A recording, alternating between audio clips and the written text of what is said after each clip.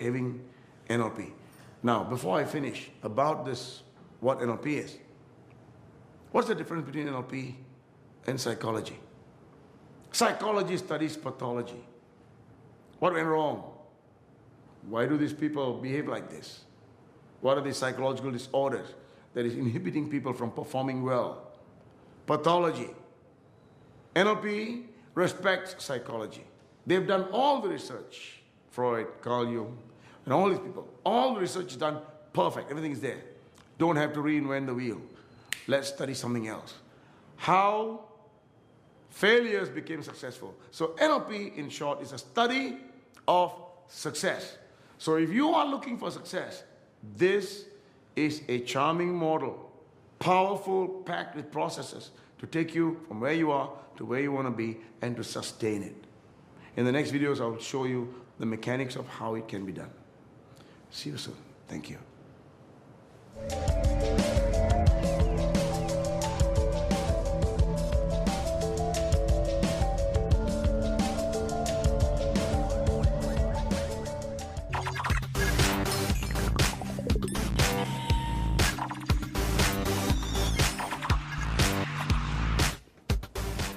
Welcome back. You have realized why we need NLP, why we need to develop ourselves. And knowing what NLP is in gist from the last video, you may have an idea of what's possible.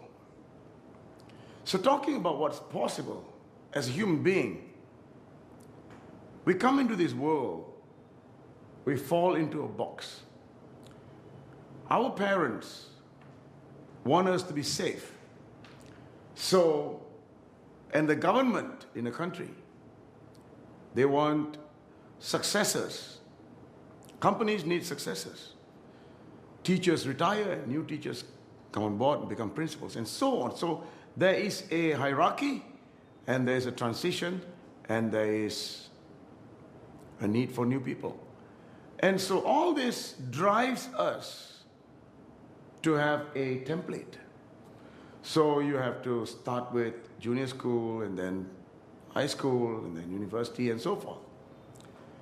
And more often than not,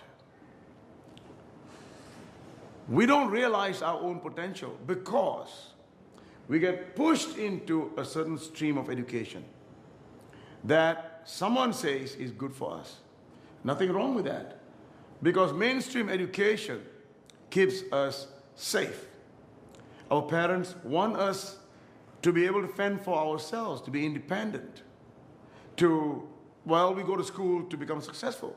We go to school to get a job, get a salary, and therefore we could continue living. And if your father and mother passes on, then you can go on. So that is the order of what's going on the planet, everywhere on the planet. And so my point is, how did Picasso become Picasso, Mozart become Mozart, Einstein become Einstein, and so forth? You see, if they followed the mainstream education and stuck to mainstream education, they wouldn't have been able to express themselves in the way they did. And so, think about this. Human beings, we all have something unique in us, a gift that is special. By the way, I have grandchildren, 2 grandchildren. They're twins, 1 boy, 1 girl. From the beginning, I see the boy, although twin, so different from his sister. And the sister is a detailed person, a calm, detailed person, and he is sort of a wild leader. He wants to tell somebody what to do, and she just wants to take care of the details, and she's so calm. So from the very beginning, even before they learn how to speak, we saw that there was a character difference. Amazing. And so my wish, because I realize it now, is to nurture them in their natural ability to become great based on their gift that they came with. Not to muffle it up, not to, cover it up with so-called mainstream education and then get them lose it and never find it again. But the truth is, mainstream education is important for us to coexist, not only in our country, but also in this universe, in this world. And so, where's that gift? How do you bring that out? So you may be 40 years old right now, you may be 15 years old right now, or 70 years old right now. You may not be totally satisfied with what you've done so far, how you have contributed to the world so far. You may not be even making a contribution because you're just working to make ends meet. Or maybe you're working and you're comfortable. You've got a car, maybe 2 houses and investments and so on. But every day is a chore. It's not a joy. You're not painting something. You're not creating something. You're just doing something. So my point is this. All of us, every one of us, every one of you watching this, you came into this world with a special gift. And that gift is hiding deep inside you, muffled by all these experiences that we were packed, we were stacked, we were padded with all our lives. Now it is time to take off those pads and then discover who you truly are. And that, I say, is your life purpose. Let me give you a little bit of a structure here. And then you realize what you need to do with NLP in order to position yourself to celebrate this life, okay? So this is a sort of a timeline, in a more wavy way. This is where you are right now, and that's where you want to go. So as human beings, even if you are 7 years old, some 7 years olds, maybe 1, 2, 10% of 7 years olds, they come into this world already knowing what they're going to do in this life. They know it already. So those people, those young people who already know where they're going, they will always be super successful in studies, in school, in life. But the rest of us, although it is there, but it's muffled. So we come to this world unaware. And so, vision is the first thing you want to think about. Vision. But the vision may not be so easy to do if you don't know what you're going to do in this life. What you're going to do in this life. Are you that artist? Are you that leader? What role are you going to play? Are you that athlete or that speaker, writer? Want to be a doctor, a caregiver, whatever it might be. There is that special gift that you came with. And so I call that life purpose. And I would like to write it down somewhere here.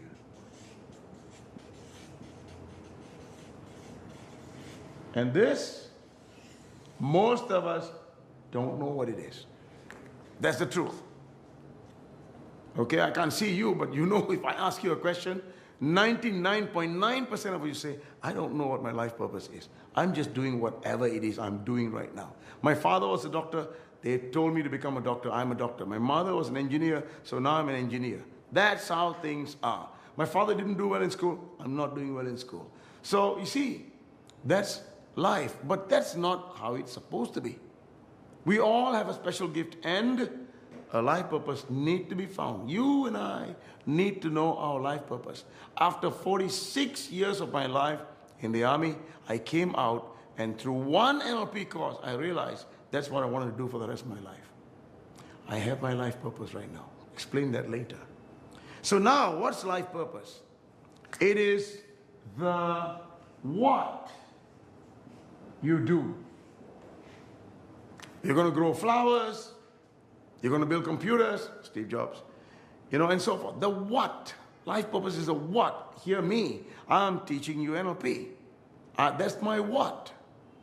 A computer expert, a computer maker will go and make that hardware or software. That's the what.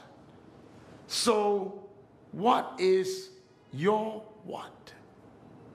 So if you know your what, then you could begin doing that. When you begin doing that, then probably you would feel, hey, look, I want to get up tomorrow morning and get going. I want to finish this because this is something close to me. I'm made for this. I am made for this. How about that? Have you ever felt that way before? Now that's what I was looking for a long, long time. I found it. And I want all of us, you, to find it so that you will have more Picassos, more scientists, more Einsteins in this world, and this world will be flying, you know, in the way it should. You think we have made progress? I don't think so. We're only a fraction of where we're supposed to be. Really. So each one of us have a significant contribution to make this world a better place, so that you don't have to go take it from somebody else, which is what's happening in this world right now. If somebody leaves a phone around, you're going to take it from, and you know, not many people would say, whose phone is this? You will just take it because nobody's there. So we need to evolve, you know, and to keep this, preserve this world, keep it safe for us and our children. There is a need for us to have this knowing. Not everybody looking in the same hole for the same gold. Okay? So that's life purpose. You got that? Right. Now that you know that I am here to build computers, let's say for example, what would be my vision? My vision would be, through my expertise, that is to build computers, I would make people happy. Okay? To serve them in a special way, to make computers and make them happy. In my way, in my field, I am now making you happy by making you aware of what your potential is. And also to take you from where you are to where you want to go. That's my speciality. And so this guy here, the computer expert, would have that vision to serve the world like Steve Jobs, like Bill Gates. Bill Gates wanted a PC in every home in the world. And now he's getting there. He's getting there. That was an awesome vision. And so we need to know what a vision is after knowing your life purpose. Most of us don't. Because maybe an organization has a vision, but you, what about you as a human being? You have a right to have a vision too. You may not have one. Somebody got to guide you there. So what's next? Between here and here, you have what we call long-term goals. And these are goals that may be of 5 and 10 years range. And then you have short-term goals. This is from now to maybe 4 years. Something like that. And these goals, once you identify your life purpose, and you know how you're going to serve the world, your vision, these goals will be aligned with your life purpose and vision. You see, most of us have set goals and not achieved it. Most of us set goals, got excited in the beginning, and then not achieved it. Why? Because you realize you lost your steam. You lost your energy. You just thought that I don't think this is it. I'm not sure if I'm supposed to get up tomorrow morning for this. I don't feel it is me. Now that's a problem, isn't it? So there really is a need for us to know what our life purpose is, and then create a vision so that our goals are specific to these two things. And now we have a process for that, okay? So then when we talk about goals, I'll show it to you in the next chart. We have what we call the wheel of life. The wheel of life. And let me write it down. Wheel of life. Now in the wheel of life, normally there would be about 6 facets. I have 8 facets. Okay? Nobody's right, nobody's wrong. And this is my gift to you. 8 facets. In the 8 facets, we go in this way. First, we have career. And I put education as part of this facet. And which is probably the most important facet for us to get going in our life. Probably forever. I'm not sure. Some of us may shift to family at different phases of their life. When you're older, family becomes more important. That's the second facet. Third one is relationships. What's the difference between family and relationships? It is outside of the family, outside of the inner circle, every other human being. What's your relationship with every other human being? Very important. And next, we have health and fitness. Health and fitness is so important that, you see, the only thing that can affect us, inhibit us from achieving our life purpose and vision and goals is our body. If without this body, everything stops. And therefore, there is a need for us to understand how this body works. A doctor takes 6 years to master to become a doctor. We have a lifetime and we leave our fate, our body, to the doctors. Why not study it ourselves? So that then you can understand the mechanics, how to work with it, and to stay healthy for life. Now that's my quest. So when you talk about health, it's not just nutrition and exercise. It's also mental health, something that nobody discusses. So we need to understand this and set goals in the right way, have the process to make sure you live a perfectly healthy lifestyle. And so the next facet here, I call it personal development. In short, personal development. Now this is something that we are doing right now. This is where I specialize, and this is necessary for us to even do this. And next, we call it leisure and fun. Leisure and fun. All that work, all work makes Jack a dull boy. So we need to celebrate. We need to visit this beautiful planet we're living in.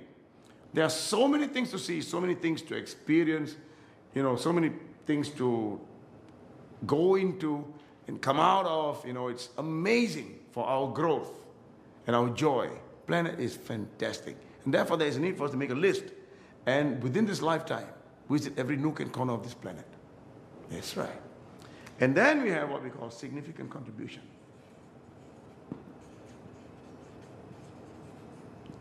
And if you read the book, Man's Search for Meaning, Viktor Frankl's story, when you have something significant yet to do, you could escape certain death in the death camp. That's how Viktor Frankl got out of his certain death situation. And so we all need to understand what our significant contribution is. And if we did our vision, if you have a vision, this vision, more likely than not, would be your significant contribution. But if most of us haven't done a vision, then you don't know what significant contribution is. So, ladies and gentlemen, you are not too small for you to make a significant contribution for mankind in this world beyond your time. Think about that. It's not just left to those who are running the country. It's not just left to the Einsteins or Barack Obamas. No, every one of us, every child born in this world have that potential. And so do you. Believe in this. And there's a process for that. And the final one is spirituality. This is a complicated issue. There are two ways of looking at it. One is theological, and the other is scientific. I can explain both, but we want to approach it from a scientific point of view. How the universe exists, all the manifestation energies in the universe, how everything goes around, comes around, and such understanding is super important. But in gist, what spirituality is, for me, to find my true self. That's right. To find my true self as early as possible in my life so that I can live this life on this planet, get ready, as though it is heaven. That's right. Okay, to celebrate every moment as though this is heaven. So this is something that we need to understand, we need to create. And when we have created this, you would realize what is stopping you. Without this, then there's no need. No need to NLP. You don't need NLP if you don't have anything to use it for. This is what you use it for. To create a life first, and then see what is stopping you. So I'll write that down. What's stopping you? Or me? Okay, what is stopping me? It's more of an exclamation than a question. So, when you have these problems, right? A lack of money, a lack of confidence, a lack of relationships, lack of love, lack of intelligence, lack of genius, lack of creativity. And if you're a procrastinator, how do you overcome that? You know, all these are the problems that you will have when you have created that. Now that's when you realize the value of NLP. I'll explain that in the next video. See you again soon.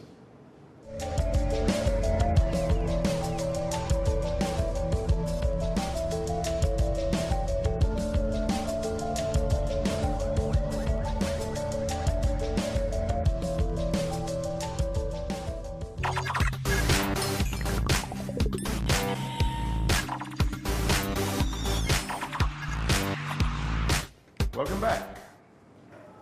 In the earlier video, you realized that all of us have a right, and it's our birthright, to have our own vision, identify our life purpose, set goals, and live our lives having created our own masterpiece. Live our lives on our own terms. And that is something that all of us must do. And there is a whole huge process for that. But before we continue to talk more about what NLP has to give us, there was a process called logical levels that was created by Robert Dills in his collaboration with another luminary called Gregory Bateson. And so let me take you through that first, and then we'll discuss it. Okay? So we all need to understand that we exist at different levels. Now, what NLP does actually is to give us more structure in the way we live our lives. So with the structure, we can look at the context in which we are living our lives and then make a successful decision. Okay, a successful transition from where you are to where you want to go.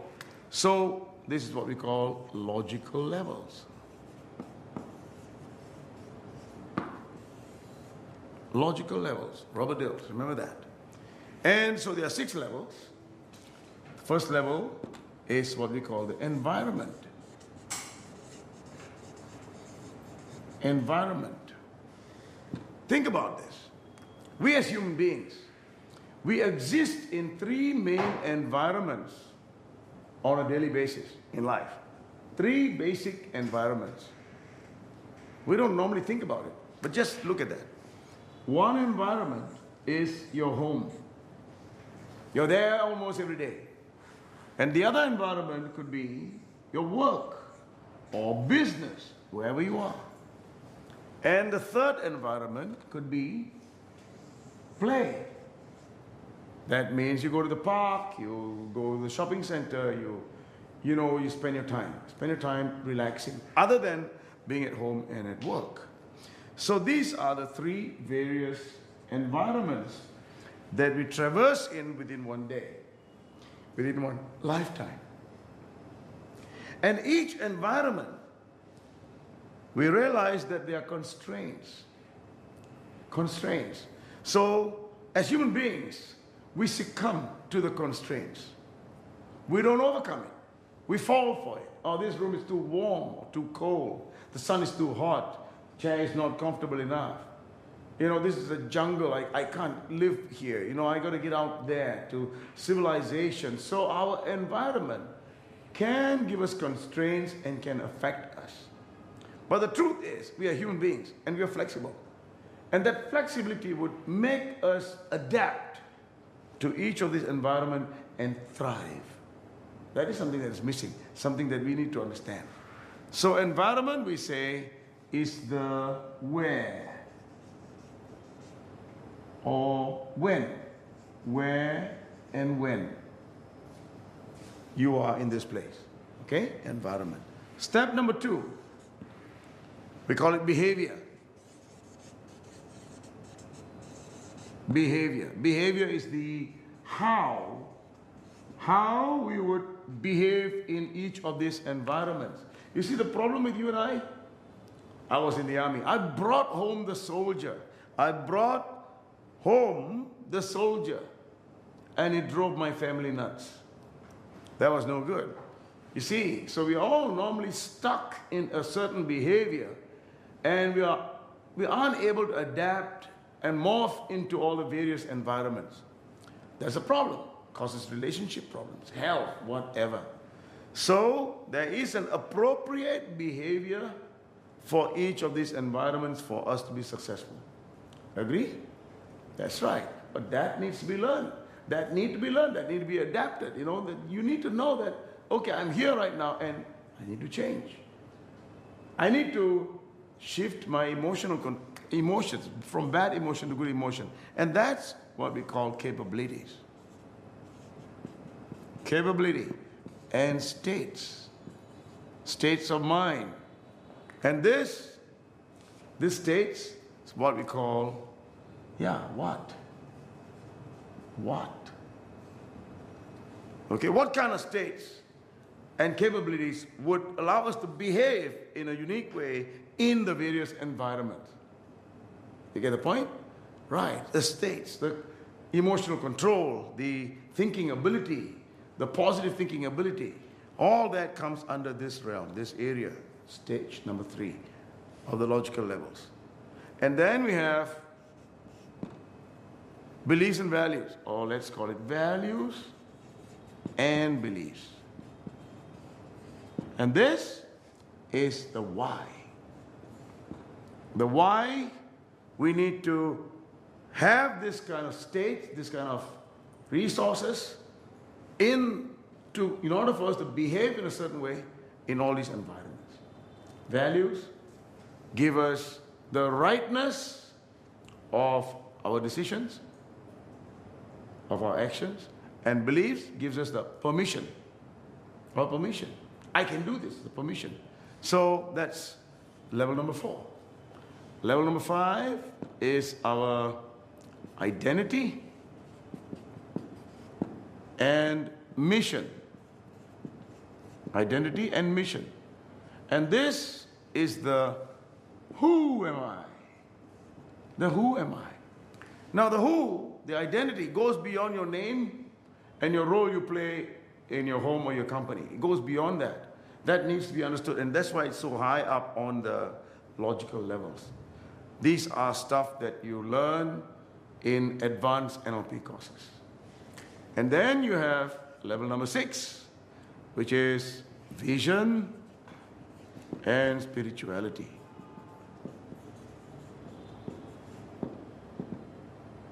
This we say, who else? Who else? Who else am I?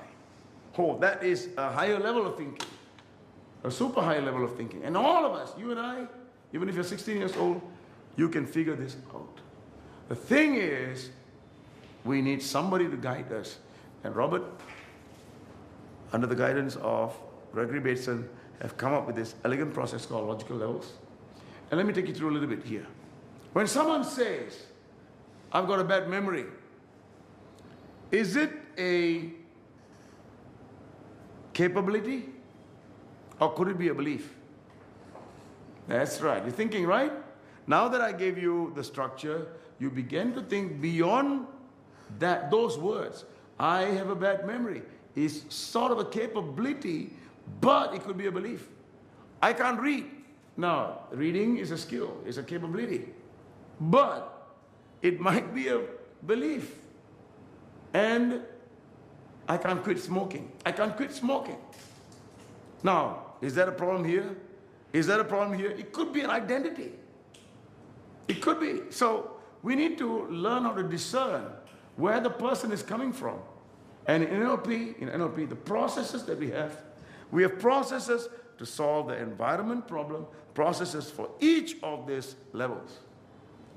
But at the basic level of NLP, which I'm discussing right now in this video set, and maybe some advanced level too, we concentrate at this level here, 1 to 4 maybe, with a little bit of vision and so forth.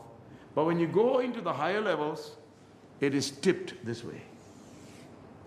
We touch on everything, but except that we focus on the higher levels. And when, ladies and gentlemen, when you can position yourself, when you can become aware of all these, and you can understand how to live on all these levels at one time, and when you look at a person, when the person says he's got a problem, you're listening to the words, but you're able to discern where on the logical levels the problem is, and if you know the process of how to help that person from that level, the person heals immediately. Because when you solve a problem at a higher level, everything at the bottom sorts itself out. That's right. And that is the capability of our mind. And specifically, our unconscious mind. In the next video, I'll explain to you about the mind, the interface between the mind and our body and our life. That's the next lesson. Stay excited. See you again.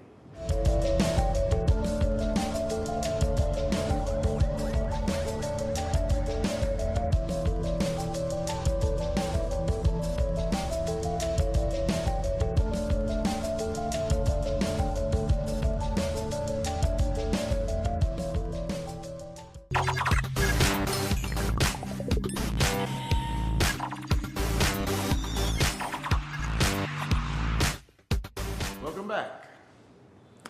I trust you remember the logical levels, the 6 levels. And so now, going back